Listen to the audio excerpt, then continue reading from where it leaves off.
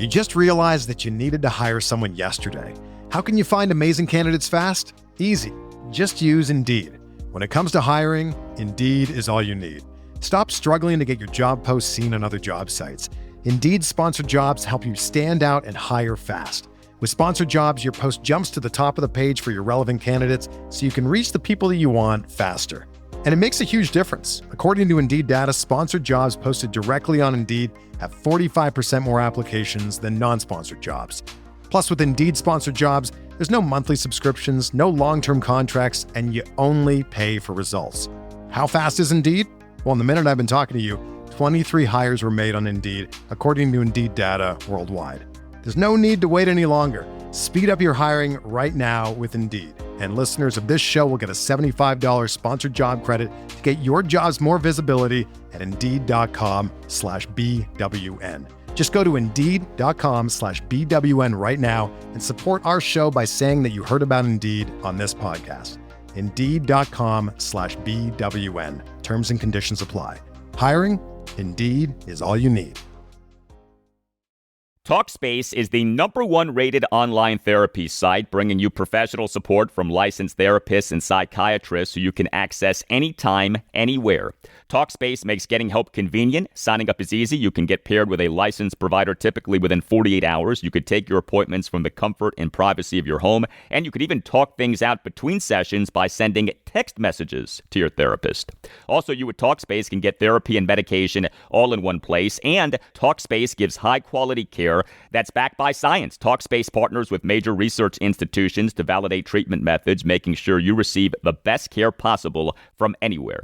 Talkspace makes getting the help you need easy, accessible, and affordable. Most insured members have a $0 copay, and listeners of the Al Galdi podcast can get $80 off their first month of Talkspace. Go to Talkspace.com/podcast and enter the promo code SPACE80. That's SPACE80. Talkspace.com/podcast. Promo code SPACE80 for $80 off your first month of Talkspace.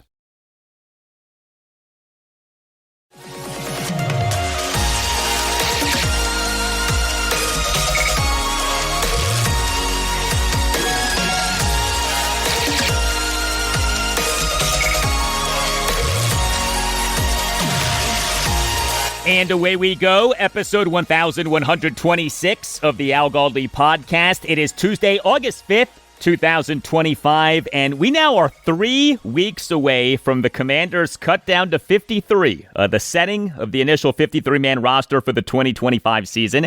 It is on Tuesday, August 26th, that each NFL team must have its active roster at a maximum of 53 players by 4 p.m. Eastern. And speaking of the roster, we on Monday afternoon got the release of the Commanders' first unofficial depth chart. This in preparation for the team's 2025 preseason opener, which is at the New England Patriots this Friday night at 7:30. As is said every year when this comes out, the depth chart is very unofficial. Don't you dare read too much into the unofficial depth chart. And yet we all read too much into the unofficial depth chart. Here are your first stringers. Quarterback, yes, Jaden Daniels. Receivers, 3, Terry McLaurin, Deebo Samuel Sr., and Noah Brown. Tight ends, 2, Zach Ertz and John Bates. Running back, 1, Brian Robinson Jr. Offensive line, left to right, Laremy Tunsil, Brandon Coleman, Tyler Biadasz, Sam Cosmi, and Andrew Wiley. On defense, defensive ends Dietrich Wise Jr. and Dorrance Armstrong. Interior defensive linemen Daron Payne and Javon Kinlaw. Outside linebacker, Von Miller. Linebackers, Bobby Wagner and Frankie Louvu. Cornerbacks, 3, Marshon Lattimore, Trey Amos, and Mikey Sainristil. Safeties, Will Harris and Quan Martin. And on special teams, punter, yes, Tress Way. Kicker, Matt Gay, who, by the way, is having a very good training camp. Very encouraged to hear that. Holder, Tress Way. Long snapper, Tyler Ott. Kickoff returner, Austin Eckler. Punt returner, KJ Osborne. So there you go. And once again, don't you dare read too much into the first unofficial depth chart. I love how we all get warned with that every year when this thing comes out. Hello and welcome to this Tuesday installment of the Al Galdi podcast. We on Monday morning heard from offensive coordinator Kliff Kingsbury for the first time at 2025 Commanders training camp. And we on Monday morning heard from defensive coordinator Joe Whitt Jr. for the first time at 2025 Commanders training camp. And we on Monday morning heard from head coach Dan Quinn. So coming up on the show is a lot of conversation about our team off the many topics that were covered by Quinn, Kingsbury, and Whitt. Next segment, we talk Commanders offense, including key injury updates / developments regarding guards Samuel Cosmi and Brandon Coleman, receiver Deebo Samuel Sr., and quarterback Sam Hartman, about whom Kingsbury said multiple notable things. Also in our discussion of the Commanders offense, the continued rise of running back Jacory Croskey-Merritt, scheduled fun with receiver Terry McLaurin's ankle injury, how left tackle Laremy Tunsil and right tackle Josh Conerly Jr. are doing, and more. And then the following segment, we talk Commanders defense, including an admission from Joe Whitt about where he went wrong last season, and insight on cornerback Marshon Lattimore, edge defender Von Miller, linebacker Bobby Wagner, interior defensive lineman Johnny Newton, and linebacker / safety Kain Medrano. And also on the show, I'll talk Orioles. They on Monday evening got slammed at the National League East leading Philadelphia Phillies 13-3. This hours after Orioles interim manager Tony Mansolino, in a pregame session with reporters on Monday afternoon, revealed that starting pitcher Grayson Rodriguez is going to undergo season-ending right elbow debridement surgery. Rodriguez did not throw a single pitch for the O's in this 2025 MLB regular season, which has gone terribly for the O's. Before we get to some feedback, a note on our Wizards. They on Monday evening announced having requested waivers on Jalen Martin. You can hit me up on X at Al Galdi. You can email me, the Al Galdi podcast at yahoo.com. Email from Murph on something that we talked about on last Tuesday's show, episode 1121, and that is Commanders receiver Deebo Samuel Sr. during a post-practice press conference on July 28th, opening up about his battle with pneumonia last season. I'm surprised that those comments did not get more attention, but take a listen to some of what Deebo said. Brother, the pneumonia story was crazy. I woke up, I was sleeping one night and woke up at probably 2, 3 in the morning and couldn't stop coughing, but I never had pneumonia and never knew what it was. So I wake up in the morning, get ready for the game. I called my IV lady to come do some breathing treatment, get an IV, because I just thought I was dehydrated or just needed some sugar or something along those lines. And going out there to pregame warm-up, I just couldn't breathe, literally couldn't breathe, couldn't move. So I went in the training room, got another IV. I just thought something was just wrong. And then probably 4 or 5 plays in the game, I feel like if I would have won another play, I probably would have crashed. So I was just hey, coach, something ain't right. We got to see what's going on. And I go to the hospital and my whole chest is flamed up. So I was in the hospital probably 3 or 4 days and got out. And you know me, the competitor I am, I just, put myself in a position to be in the best shape possible and just go out there and contribute to the team.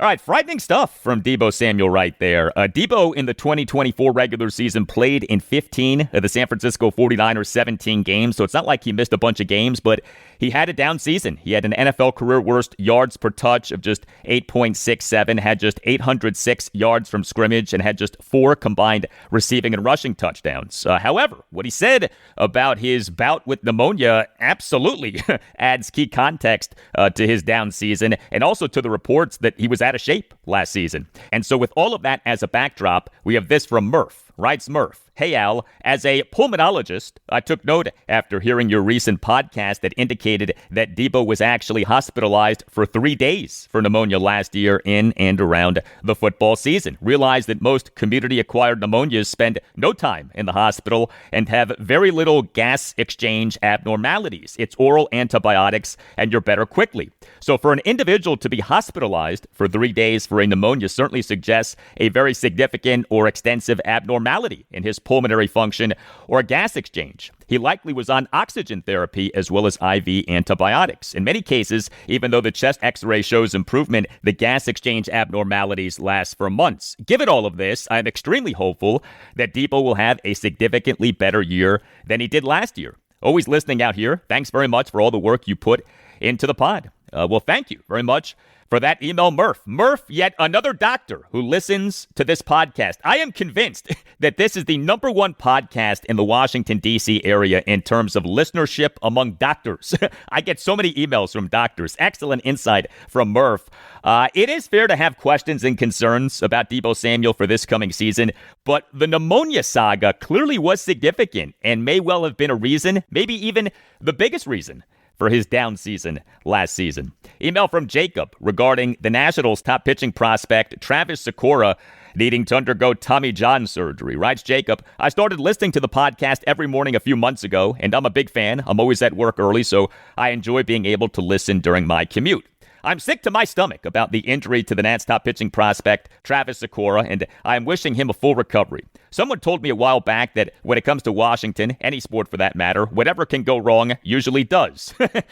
That being said, it feels like Sakura's injury is the universe punishing the Nats for passing on Kate Anderson. Like you say about the NFL draft, today's position of strength could be tomorrow's position of need. Well, now we're down a pitching prospect for the next 2 seasons, so it would have been great to have more pitching prospects. I'm all for giving Willits his fair opportunity in D.C., but I can't help but feel like we made a mistake. Thank you for keeping the show going and for providing quality, consistent content. Well, thank you very much for that, Jacob.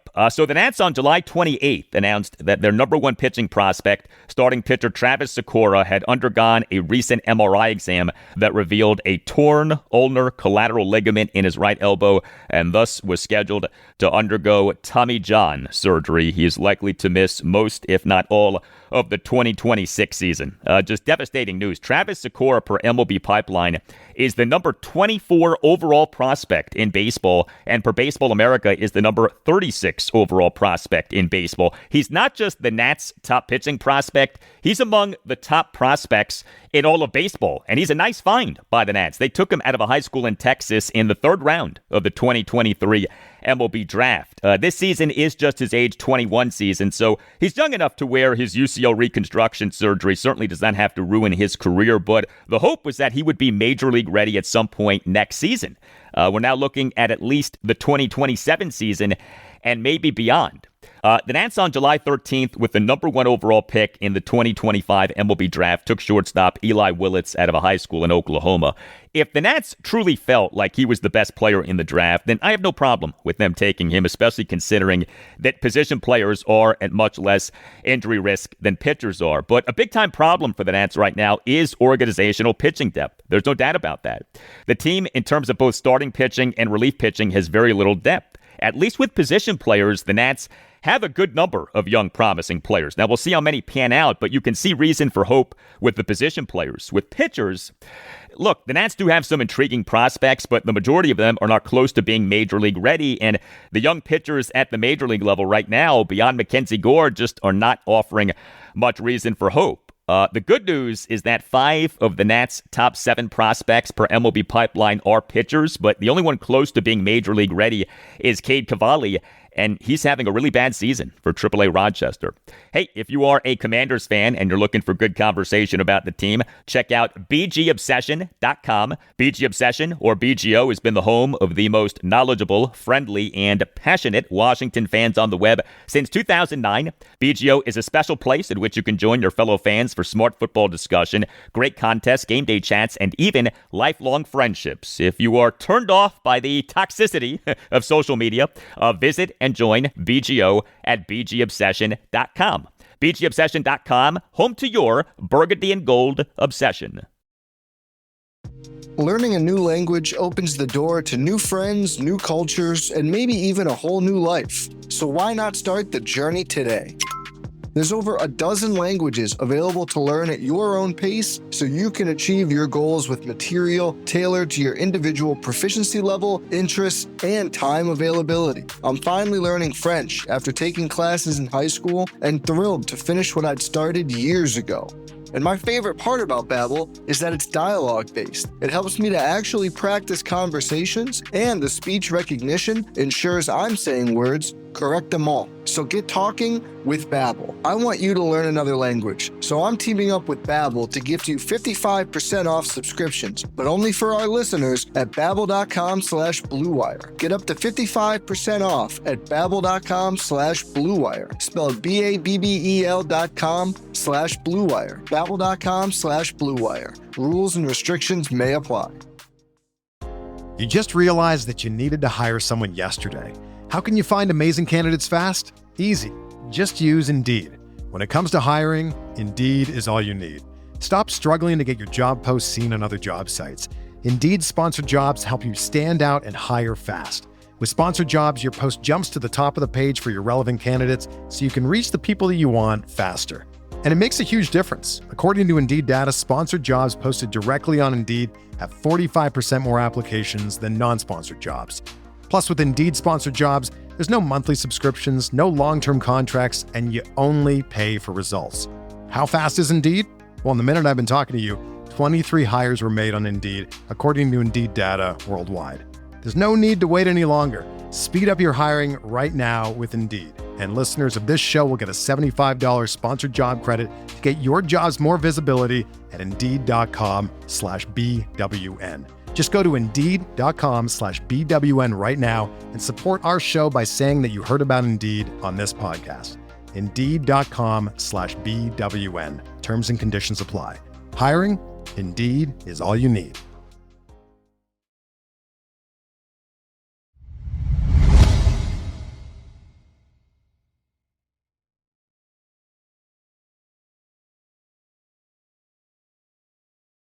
Hey, please consider subscribing to the podcast. If you're not already doing that, subscribing to the podcast costs nothing. Make sure that you never miss an episode and helps out the podcast a lot. And if you're already subscribing, thank you. The Commanders on Monday morning held their final full practice until their joint practice at the New England Patriots this Wednesday. The Commanders on Tuesday are traveling to New England. Wednesday is the joint practice, and Friday is the game at the Patriots. Commanders at the Patriots Friday night at 7:30 in each team's opener in the NFL's 2025 preseason. The Commanders on Monday held a 9 a.m. practice as opposed to what had become routine, an 8 a.m. practice, as it has been cooler in the Washington, D.C. area lately. Next segment, we'll talk Commanders defense. This segment, we talk Commanders offense. We on Monday morning got some injury updates / developments, all having to do with the offense. First of all, left guard Brandon Coleman did not practice on Monday morning, and he, per Commanders head coach Dan Quinn during his pre-practice press conference on Monday morning, may not practice at the Patriots on Wednesday. Coleman limped off the field during Saturday morning's practice. However, receiver Deebo Samuel Sr. did practice on Monday morning and looked just fine. He, during Saturday morning's practice, suffered a jammed finger, but he on Monday morning during 11-on-11 work caught a deep pass from quarterback Jayden Daniels while being tightly covered, as the Jayden-Deebo connection continues to very much be a thing during this training camp. Commanders offensive coordinator Kliff Kingsbury did a post-practice press conference on Monday morning. This was Kliff on Deebo. Yeah, incredibly competitive. Anything we ask him to do, whether we put him inside or outside, he's going to go at it 1,000 miles per hour, and has an ability to separate it. He's so strong running through, can play at a high speed that guys have a hard time staying with him. So a great addition for us, just his mentality, how he's been since he got here, the competitive nature in every drill, every rep. He's the first one in line on all the receiver stuff. It's been awesome. Yeah, Deebo Samuel is having a good training camp, very encouraging development. Also having a good training camp is running back Jacory Croskey-Merritt, the man known as Bill. He has been the star of 2025 Commanders training camp. Going to be so interesting to see how he does in the 2025 preseason. But what about what Bill and Deebo could provide from a rushing offense standpoint? We on Thursday morning had this exchange between Commanders insider Ben Standig and Kliff Kingsbury. Hey, Kliff, with Deebo, however you may use him out of the backfield and what we've seen out of Bill, how do you think that helps your potential big play potential out of the running game that maybe was lacking at times last year? Yeah, I like the group we have. There's no doubt. Bill's had some good flashes for a young guy. We'll see as we get into these competitive periods with other teams and preseason games. But the Deebo, I remember being in Arizona, just the matchup issue where you don't know what personnel group they're in because they had McCaffrey and him, and sometimes McCaffrey was wide out, he was a running back, and vice versa. It's just, you can do a lot of different things. So that to me is the most exciting thing when it comes to game planning and finding ways to get him touches. Well, Deebo Samuel in the 2024 regular season had a yards per carry of just 3.24 over 42 carries, but he over the 2021 through 2023 regular seasons had a yards per carry of 5.96 over 138 carries. Various Commanders players did not practice on Monday morning, including quarterback Marcus Mariota and receiver Noah Brown, who have not practiced fully a good bit during this training camp. I would be really surprised if either guy played at the Patriots this Friday night. We of course, are not expecting the Commanders' QB1, Jayden Daniels, to play much, if at all, on Friday night. Honestly, I don't think he needs to play a single snap at all this preseason. But Friday night presumably is going to feature a whole lot of playing time for the Commanders' other two quarterbacks, Sam Hartman and Josh Johnson. Dan Quinn, during his pre-practice press conference on Saturday morning, acknowledged what we had presumed, that there is a QB3 competition going on between Hartman and Johnson. And Kliff Kingsbury on Monday morning gave us some blunt honesty about the kind of training camp that Hartman is having, and Kingsbury revealed something about Hartman. We on Monday morning had this exchange between Commanders insider J.P. Finley of NBC4 and Kingsbury. Hey, Kliff, what do you think of Sam Hartman's camp? Yeah, I think it's been up and down. I think he has all the ability, smart, good footwork, solid arm. Just a couple plays, got to take better care of the football. But, he didn't practice much in the spring with his arm coming back off that shoulder surgery. So he's still getting back in the rhythm. But I'm excited to watch him in preseason. I think he's the guy who's always on game day. The lights are on. He's always played his best. So I'm excited to see what he does. So two notable things right there. A, Kliff Kingsbury flat out said that Sam Hartman is having a, quote, up and down, end quote, camp. And B, Kingsbury revealed that Hartman underwent shoulder surgery this past offseason. That does help to explain why the Commanders this past April signed Josh Johnson as an unrestricted free agent. We have an update on right guard Samuel Cosmi, who the Commanders on July 23rd announced as having placed on the active/physically unable to perform list. This due to his torn right ACL that he suffered in the 45-31 win at the Detroit Lions on January 18th in the divisional round of the NFL playoffs. Dan Quinn, during a pre-practice press conference on July 23rd, said that Sam Cosmi being ready for week 1 of the 2025 regular season was, quote, on the table for sure, end quote. We on Monday morning had this exchange between Commanders insider Adam Kilgore of the Washington Post and Quinn. I think it's been a second since we asked you about Cosmi, how he's doing. How's his progress, and do you feel like week 1 is still like on the table as a potential? Yes, definitely still on the table. And once the decision comes with off PUP or not, we still have a few weeks until we're even into that discussion. But the load bearing, the strength, the quad strength is usually the thing that you're always testing when you're coming back from an ACL, and then taking on power, like a guy pushing. And so he's doing a lot of field work. We're pleased with where he's at. He's absolutely busted his ass to, put himself into a spot to do that, but it's too early to call. Although he's hitting all the marks, I wouldn't want to speculate just not knowing him on the field around the guys. Because just like DA was talking, like no matter what, it takes timing and skill work, and not just by yourself individual work. So it's the practice that matters the most, getting the practice reps with the team. All right, so the news on Sam Cosmi continues to be encouraging, but Dan Quinn is being careful about not declaring anything regarding availability for week 1. As for the other Commanders player on the active/physically unable to perform list, receiver Terry McLaurin. He is on that due to an ankle injury that everyone believes is a cover for him to not practice for the purpose of a hold-in and off him having requested to be traded due to stalled contract extension negotiations with the team. What's funny about this ankle ailment is that it, during these Dan Quinn press conferences, gets talked about as if it is a real thing. Now, maybe it is to some extent, but nobody believes that this ankle ailment would have McLaurin on this active/physically unable to perform list if he was happy with his contract situation. We on Monday morning had this exchange between Commanders insider Nikki Zavala of The Athletic and Dan Quinn. You indicated last week that Terry might be on the field soon. Are you expecting him to come off PUP at a certain point soon? Not a timetable. I think you'll see the on-field work, and then we'll progress from there. So once you get a good bit of on-field work, really hard routes, decelling, stopping, that's the hardest part. Not, straightaway speed, but mostly for receivers, that decel, that's the comeback, that's the in-breaking route. And so that's most of it for wideouts and for DB. So when that hits the spot, then I'm expecting then that to turn quickly. Yeah, again, Dan Quinn very seriously addressing this Terry McLaurin ankle ailment as if it is totally legitimate. And we got more of this. We on Monday morning had this exchange between David Aldridge of The Athletic and Quinn. With Terry's situation, I mean, there's going to be a ramp up whenever this gets resolved. Yes. And I just wonder, from a calendar standpoint, how much time do you think he'll need to ramp up? Because this week is gone, essentially, and I would think next week you're going to play the starters a lot, or as much as you're going to play them in preseason. I just wonder, from a calendar standpoint, what are we talking It's a great question, and I think I'll have a better sense of whenever it's back, then it begins, the on-field. So we won't rush that.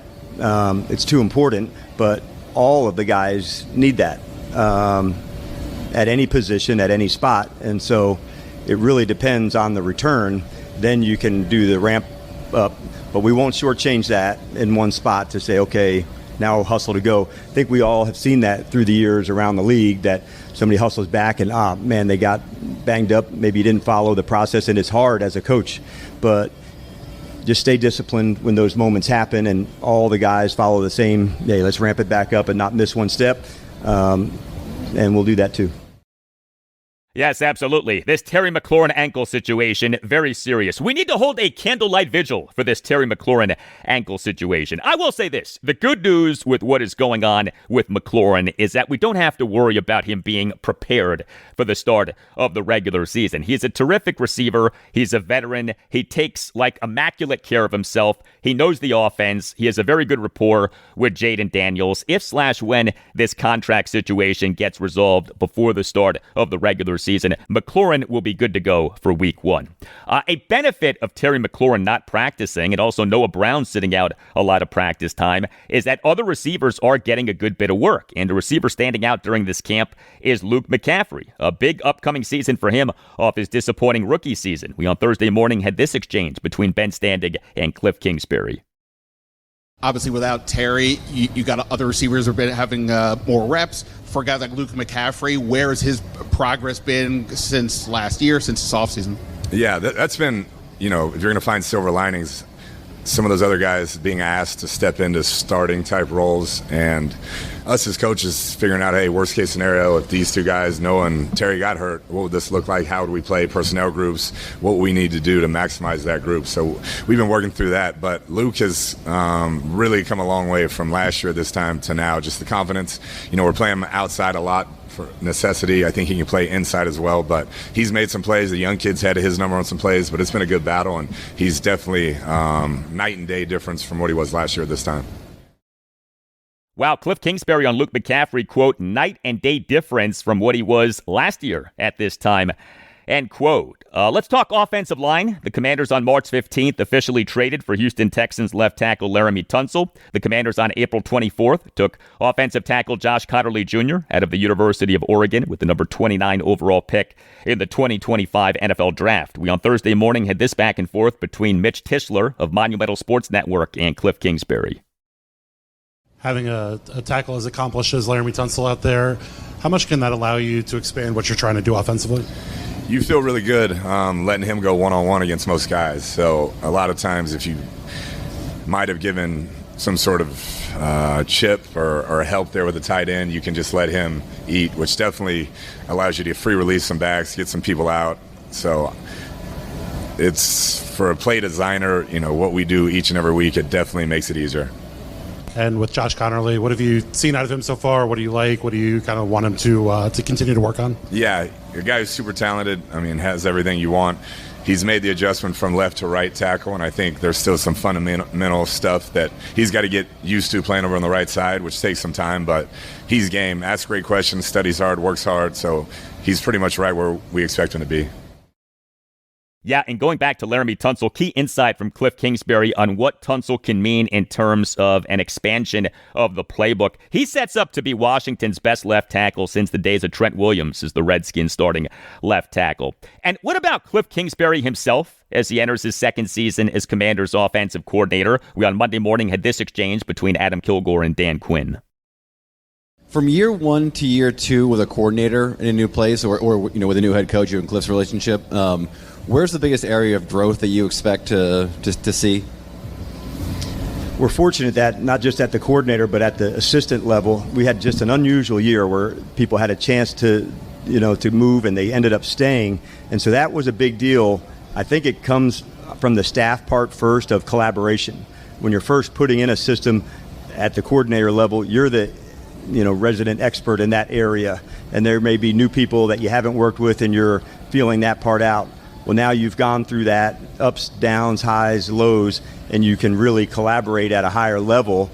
And so that can kind of raise the standards of things because you've been through the adversity, which like all staffs are going to go in the spring when you're new, like, hey, the scoreboard's not on, all is good. And then you lose a few games or the unit doesn't perform as well, and fixing problems, building relationships with players. Those are big deals. And so I think what I would expect year 1 to 2, it's collaboration, not just offense to offense and defense to defense, but together. And now that you can do that, I think then you can really set yourself up, because now you're communicating. Hey man, this is hard. That was a good play, and I'm seeing that with the staff, and that brings me a good peace of mind. Yeah, and Kliff Kingsbury is known for his work ethic. He's known for getting to the team facility super early. We on Monday morning had this exchange with Kingsbury. When Zach was in here talking about you and the work you put in here and your 3 a.m. arrival time, things like, I think he called you like a grinder. We hear players like Bobby Wagner, Jaden Daniels are here early and things like that, and players look up to them. Do you think that could carry out, someone on offense, maybe a younger player seeing you here early, you watching that much film, can that maybe set the tone here? Yeah, none of them want to be coaches, so it's more player-based. I think when they see Jaden is up here, whatever hour he gets, but early, Bobby, Zach, I think that is more impactful for those guys because you see guys that have done it at a high level, Hall of Fame players, and that's what it takes. If you want to stay in this league 10, 11, 12 years, get a gold jacket, it's going to take everything. It's a lifestyle, and when you can watch guys on your team doing it, it goes a long way.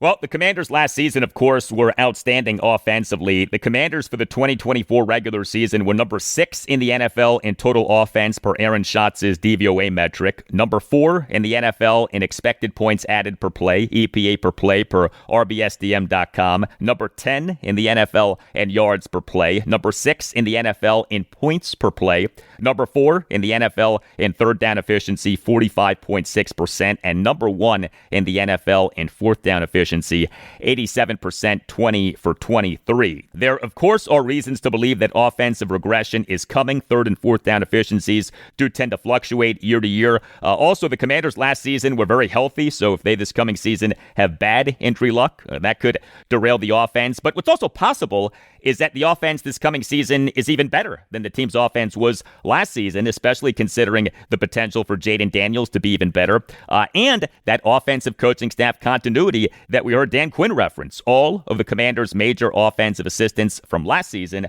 are back for this coming season. Catering by Uptown. It provides catering to perfection. Whatever event you're planning, especially a wedding, visit cateringbyuptown.com. Mention that Al Galdi sent you and see what Catering by Uptown can do for you. Catering by Uptown provides both great service and a great price. Catering by Uptown is a family business. It's run by the Pereiras, who are great Commanders fans and loyal supporters of this podcast. Catering by Uptown specializes in handling everything so that you don't have to.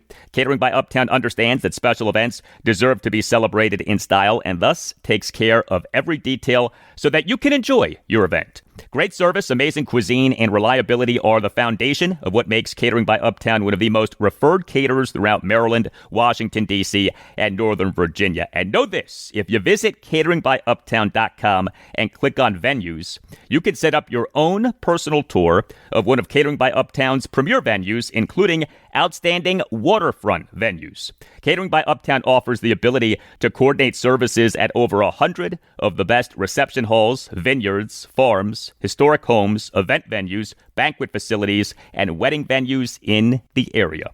Visit cateringbyuptown.com and make sure that you mention that Al Galdi sent you. That's cateringbyuptown.com and make sure that you mention that Al Galdi sent you.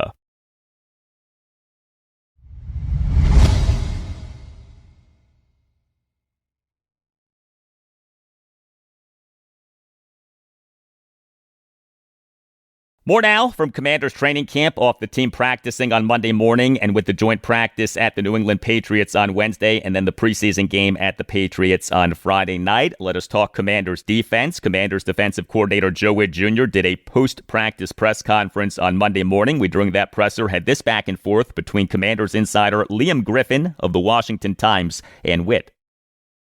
These joint practices throughout the league are becoming more common with other teams.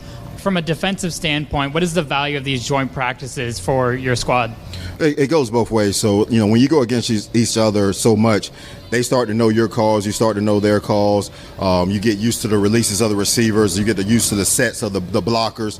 So it's just good to go against new bodies, and now you can see, all right, are we doing what we need to do, or are we just used to playing a certain group of guys?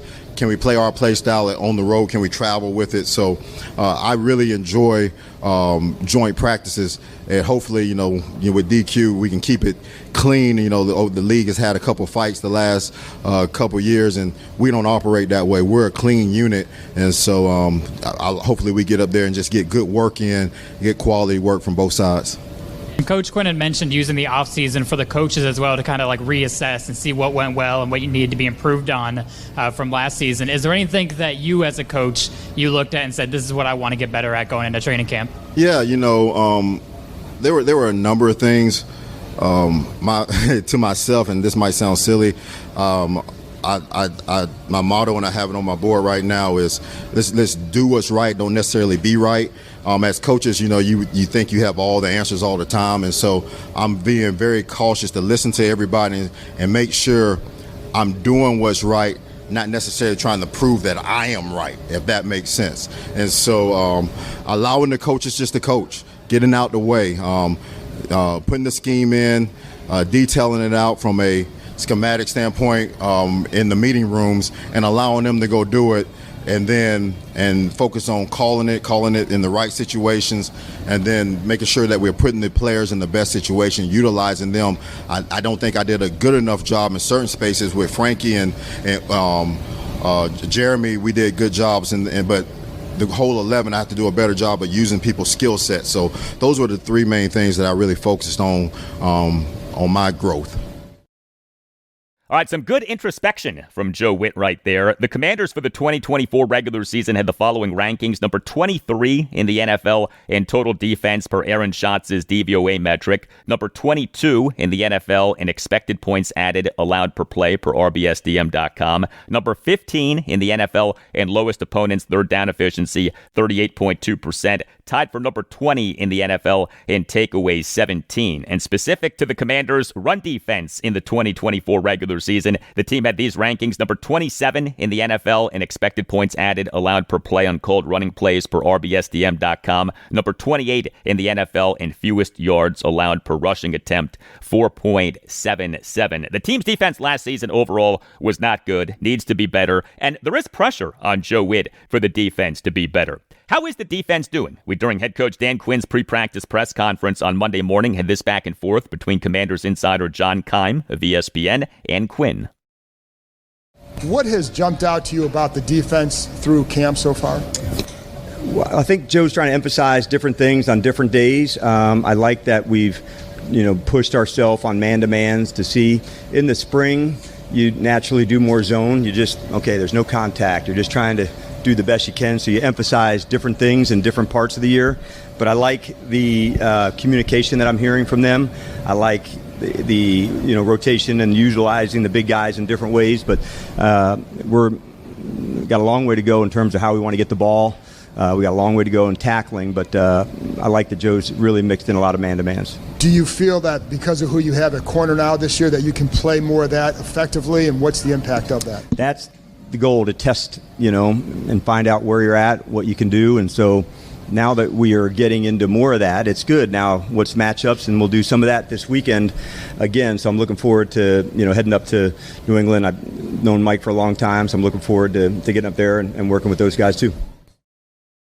Yes, the cornerback position. A big-time key to the Commanders' defense being better, of course, is cornerback Marshon Lattimore. Will he play better? Will he be healthy? Lattimore off being acquired by the Commanders via trade with the New Orleans Saints last November 5th, what was 2024 NFL trade deadline day, was with the team for a total of 11 games, 8 regular season games, and 3 postseason games. But he, due to a troublesome hamstring, played in just 5 of those 11 games, 2 regular season games and all 3 postseason games, and the play was not good enough. We on Monday morning had this back and forth between John Keim and Joe Whitt. Going back to Marshon, what is it that you're seeing out here that maybe you weren't able to see last year because of what he was going through? Well, he's out there. That's the first thing, okay? He's consistently out there. We last year, he went and fought his ass off, and he didn't practice very often, and so that's hard on the player, but he's a competitor, so he was willing to go do that and not be afraid of the result. You know, he just wanted to go out there and compete and help us win. And I think people lose that sometimes when the play might not be what you desire it to be. But the dog-ass competitor you can never go away from. But to answer your question, he's a really good press player. That's who I am, who we want to be. Nice feet. He still can hold the vertical control, and he's very, very competitive. So I've been pleased with where he is. Because of that, what you said with him and what you was talking about Trey and Mikey and that group, what can you do up front that can add to what this defense does? Right now, it's a combination, and I talked to those guys about it. So I don't want anybody to get lost in translation when I talk about the run game. It's 11-man football. It wasn't the issues last year. It wasn't just the front. All right, we didn't do a great job on all 3 levels. In the pass game, once again, it's 11-man football. The back end cover that gives the rush a chance to get to the second rush, or if the rush can speed up the time clock of the quarterback, now you can play some more zone type coverages and confuse the quarterback. So it's all 11-man football, and we have to play as one. Yes, you do. It is worth mentioning that 2 standouts for the Commanders in camp so far have been 2 cornerbacks, Mikey Sainristil and Trey Amos. But with the run defense, a big step forward by interior defensive lineman Johnny Newton sure would help. The Commanders took Newton out of the University of Illinois in the 2nd round of the 2024 NFL Draft, took him with the number 36 overall pick in that draft. Newton in the 2024 offseason dealt with the foot surgeries. He in January 2024 underwent right foot surgery. He in May 2024 underwent left foot surgery. Now, Newton did play in 16 of the Commanders' 17 games last regular season, and he played in all 3 of the team's games this past postseason, but the overall performance was not great. He was part of a Commanders' run defense that was abysmal. He, for the 2024 regular season, had an overall grade per Pro Football Focus of just 51.6. Not good. PFF grades are on a scale of 0 to 100, 60 is average. He, for the 2024 regular season, registered a run defense grade per PFF of just 44.8. He was decent in the postseason. Newton, over the Commanders' 3 games this past postseason, had an overall grade per PFF of 61.6, slightly above average. We on Monday morning had this exchange between Commanders insider Ben Standig and Dan Quinn. And for the defensive tackles, Johnny Newton in particular, how has he been in camp, and for that joint practice, what are you kind of hoping to see from him and some of the other tackles? Yeah. The first thing that sticks out when you talk about him is like, man, what a difference a year makes, where he's able to really fully practice and play and express all the things that make him unique. If you can remember, coming off the foot, it's just working it back into it. When can he get there? And so to see him like fully doing all the things, that's been exciting for me. And then as we get moving forward, reps, how to feature him. He's got great quickness off the ball, so we love when we get him on the edge of players, whether it's guards, centers, and even we've kicked him out, to some end at times too. Okay, and we on Monday morning had this exchange between Ben Standig and Joe Whitt regarding Johnny Newton. Johnny Newton, obviously he's had an off season this year as opposed to last year. Where is he at with his progression, and how closer do you think he is to like getting to level you guys are hoping him to be? I thought Johnny had a good day today, man. He had some really nice rushes, some one-on-one wins. He's healthy. His feet are good. So, we're expecting the guy that we drafted to really show, this year. He was behind the 8 ball some because he was dealing with those injuries last year. And so, knock on wood that he can stay healthy and we can get the best version of him. All right, big second season coming up for Johnny Newton. Another young player who has come up a decent amount this training camp has been linebacker/safety Kain Medrano, who the team took out of UCLA in the 6th round of the 2025 NFL Draft. He's getting work as both a linebacker and a safety. Joe Whitt on Monday morning on Kain Medrano. Kain is one of those multi-positional players that we're carving out a role for him. He's defining it himself. He's doing a better job of covering than he did in the spring on tight ends. He showed a level of physicality. Now, can he consistently do it? That's one thing that we need to see when we go to New England, because we know how they're going to try to be bully ball a little bit. So is he that slash between, like I said, Jeremy Chin or Frankie? We're still trying to figure that part out of it. Remember this about Kain Medrano, super athletic. Medrano registered the fastest 40-yard dash time of any linebacker at the 2025 NFL Scouting Combine, 4.46 seconds. Joe Whitt's post-practice press conference on Monday morning was his first session with reporters since the Commanders on July 21st announced the signing of unrestricted free agent edge defender Von Miller. We on Monday morning had this exchange between Mitch Tischler of Monumental Sports Network and Whitt. How have you seen Von Miller kind of integrate himself with this defense, both kind of on the field and in the classroom? In the classroom, let's start there. His first couple of days were like pass rush seminars, and the guys were really being sponges to him. When you have a guy with a wealth of knowledge that he has, the guys are going to listen to. And then when you get out there and we get into some of our known pass situations and you see the looks that we have, and Tap again and DQ have done a nice job of putting some packages together that gives those guys a little bit more freedom. And it's fun to watch those guys rush. He can still get off the ball. He can bend the corner. He can bend. He can spin. And then you see DA doing some really nice things in his rush. You see Jacob doing some really nice things. So it's been good to watch.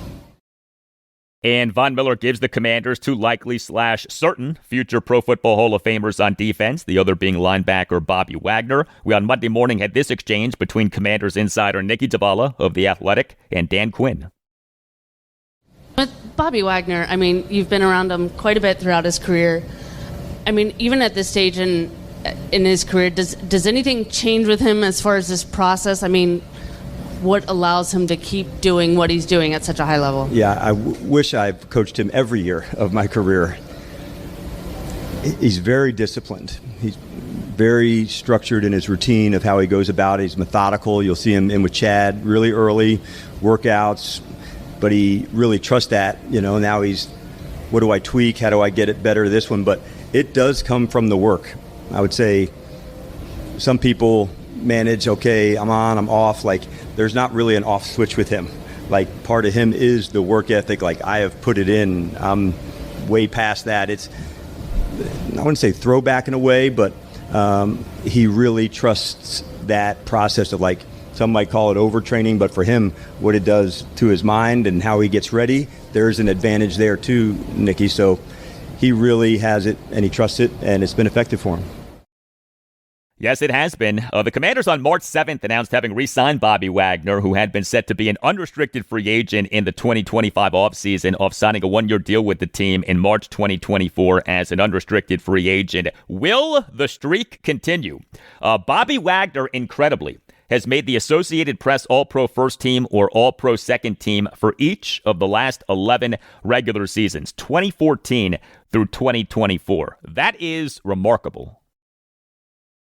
Learning a new language opens the door to new friends, new cultures, and maybe even a whole new life. So why not start the journey today? There's over a dozen languages available to learn at your own pace so you can achieve your goals with material tailored to your individual proficiency level, interests, and time availability. I'm finally learning French after taking classes in high school and thrilled to finish what I'd started years ago. And my favorite part about Babbel is that it's dialogue-based. It helps me to actually practice conversations, and the speech recognition ensures I'm saying words correct them all. So get talking with Babbel. I want you to learn another language, so I'm teaming up with Babbel to gift you 55% off subscriptions, but only for our listeners at babbel.com/Blue Wire. Get up to 55% off at babbel.com/Blue Wire. Spelled BABBEL.com/Blue Wire. Babbel.com/Blue Wire. Rules and restrictions may apply. You just realized that you needed to hire someone yesterday. How can you find amazing candidates fast? Easy. Just use Indeed. When it comes to hiring, Indeed is all you need. Stop struggling to get your job posts seen on other job sites.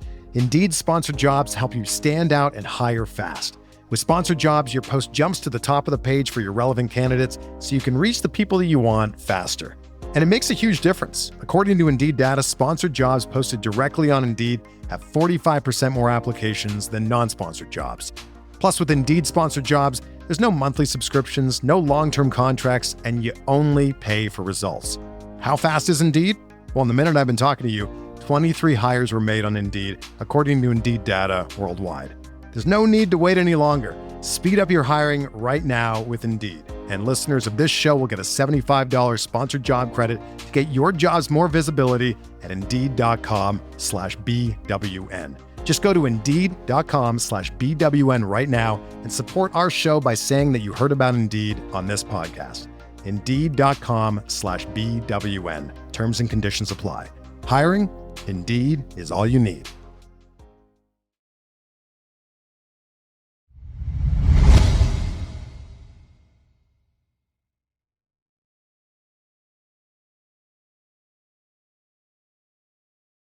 Well, the Orioles on Monday got back a starting pitcher, but also lost a starting pitcher for the season and got blown out. That, my friends, in a nutshell, is the Orioles' 2025 season. The O's lost at the Philadelphia Phillies 13-3 on Monday evening in Game 1 of a 3-game series. This was a game in which the O's got out-homered 6-2. The O's in MLB's 2025 regular season now are 51-62. Third worst record in the American League, and their run differential now is at -79, second worst run differential in the AL. The Phillies, they in this regular season now are a National League East best 64-48. The O's on Monday afternoon announced having reinstated starting pitcher Cade Povich from the 15-day injured list. He had been on that since June 16th due to left hip inflammation. But Povich, as the Orioles starting pitcher on Monday evening, officially allowed 4 runs in 5 2/3 innings. He only gave up 4 hits, but 2 of them were homers. He gave up 2 home runs and 2 singles. And he did have 7 strikeouts versus 1 walk. He threw 90 pitches, 56 strikes versus 34 balls. But starting pitcher Grayson Rodriguez is done for the season. Orioles interim manager Tony Mansolino, in a pregame session with reporters on Monday afternoon, revealed that Rodriguez is going to undergo season-ending right elbow debridement surgery. Rodriguez, in this regular season, did not pitch in a single game. The O's on March 27th announced having placed Rodriguez on the 15-day injured list, retroactive to March 24th due to right elbow inflammation. He, during his recovery, suffered a mild right lat strain.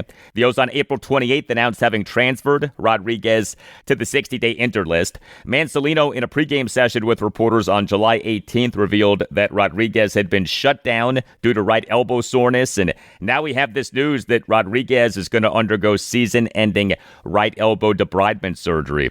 This is not UCL surgery, so that's good news, but this is elbow surgery.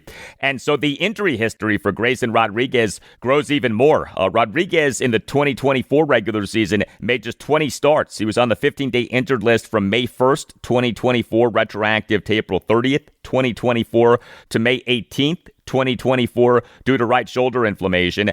Then the O's on August 7th, 2024 announced having placed Rodriguez on the 15-day injured list, retroactive to August 4th, 2024 due to right lat/teres discomfort, and he ended up being done for the season. The O's took Grayson Rodriguez out of a high school in Texas with the number 11 overall pick in the 2018 MLB draft. He, over 2 MLB regular seasons, 2023 and 2024, has totaled 43 starts, 238 2/3 innings, and a wins above replacement for Baseball Reference of 2.3. Also, Rodriguez and the Orioles' 11-8 loss to the Texas Rangers at Oriole Park at Camden Yards on October 8th. 2023 in Game 2 of the Orioles' three-game sweep to the Rangers in an American League Division Series was a disaster. 5 runs in 1 2/3 innings. Here was Tony Mansolino during that pregame session with reporters on Monday afternoon on Grayson Rodriguez.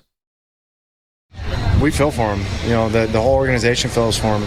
And that's a guy that we're really counting on here in our organization to get us to where we want to go in terms of the season and the postseason. So very unfortunate. It's not for a lack of effort by any means by him or by our medical staff or by all the people that are involved. It's just a very unfortunate set of circumstances. Yes, it is. This entire Orioles season has been unfortunate. The Orioles bullpen in this 13-3 loss at the Phillies on Monday evening got demolished. 3 Orioles relievers officially combined to allow 9 runs in 2 1/3 innings. Corbin Martin officially allowed 6 runs without recording an out. He would ended up being an 8-run sixth for the Phillies, faced 6 batters and got no outs, including giving up a 2-out, 3-run homer by Harrison Bader to left field for a 6-3 Phillies lead. Yaramil Geraldo officially allowed 1 run in 1 1/3 innings, but he in that Phillies 8-run sixth to the first batter he faced gave up a 2-out grand slam by former National Kyle Schwarber to right field for an 11-3 Phillies lead. The O's on July 31st announced having recalled Geraldo from AAA Norfolk, and Elvin Rodriguez allowed 2 runs in 1 inning. He in the bottom of the 8th gave up back-to-back 1-out solo homers. So the O's on July 16th announced having claimed Rodriguez off waivers from the Milwaukee Brewers, and on July 29th announced having recalled Rodriguez from AA Chesapeake. The Orioles offense in this 13-3 loss at the Phillies on Monday evening in no way kept pace with the Phillies offense as the game went on. The O's scored just 3 runs, a total just 5 hits, worked just 1 walk, and went 1 for 1 with runners in scoring position. Also struck out 13 times. The 5 hits were 2 home runs, a double, and 2 singles. Jordan Westberg as the Orioles starting third baseman and number 2 batter went 1 for 4 with a solo homer. Tyler O'Neill as the Orioles starting DH and number 5 batter went 1 for 3 with a 2-run homer. Game 2 for the O's at the Phillies Tuesday evening at 6:45. Dean Kramer will be the Orioles starting pitcher.